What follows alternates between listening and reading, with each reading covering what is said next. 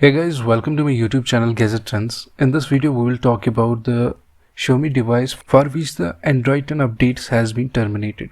Those who are using the MI 5S, which was released in the October 2016, at the time the Android version of this device was 6.0.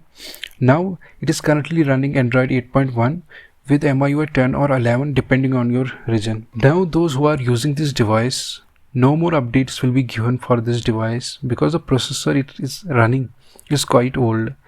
This device came from the MIUI community as the one of the user has commented that dear MI fans, official update support for MI 5S has been terminated already, so no more hopes to get MIUI or any other MI 10 update for MI 5S.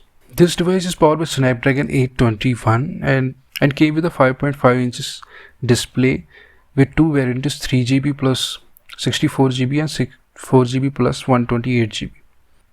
This was all about the MI 5S in this video. For more updates like this, please subscribe to our channel. I hope you liked this video. Thanks for watching.